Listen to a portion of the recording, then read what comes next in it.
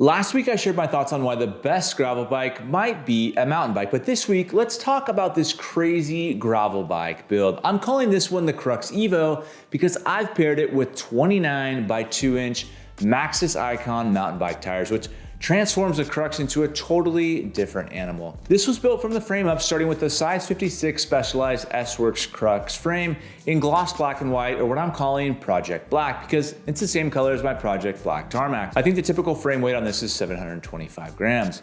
Because this Crux is UDH, I built it with the new SRAM Red Axis 1x Explorer group. I really like this group. I really like the new hood ergonomics. The braking has been substantially improved. It's just fantastic. It has a 1046 cassette and a 46 tooth chainring with the 170 millimeter crank arms.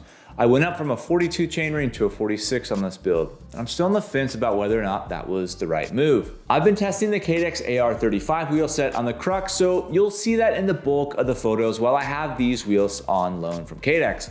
I started the build with the new NV Hex tires in 44 millimeter, and now I have the Maxxis Ikons in 29 by 2-inch, or about 50 millimeters, which exceeds the max tire clearance of the Crux and required me to trim the outer tread on the rear tire. The tire never rubbed against the frame, but it was too close for comfort and I just didn't really want to chance it. It has the Zip SL70 carbon Explorer bars in 42 centimeters, an aluminum Zip Surface Course SL stem in 110 millimeters, and a Zip SL Speed carbon seat post. I have the Pro Stealth carbon saddle. It's the same one that I have on all my bikes. And the bottle cages are the NV CIMs. I really like those bottle cages. They're reasonably priced and they kind of work flawlessly. And I go back and forth between Shimano Ultegra and GRX pedals on this bike. Now with the lighter NV tires, this build comes in at 16.4 pounds or 7.4 kilograms and 17.2 pounds or 7.8 kilograms with the Maxxis Ikons. So what's it like to ride?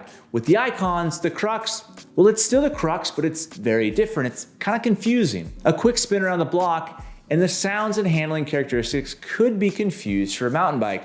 Not necessarily in a bad way, it just feels different. The wheelbase feels noticeably longer, and then you can feel that your center of gravity is higher, and the bike all of a sudden has kind of a bounce to it, almost like it has suspension. As soon as you leave the pavement, it's clear that it's in its element, and it's a lot of fun. But do mountain bike tires take this build too far? I'm still very much on the fence here. I need to ride it a little bit more to come to a proper conclusion. My concern is that this has swung the pendulum too far to kind of that mountain bike territory and possibly killed the spirit of this lightweight and nimble bike.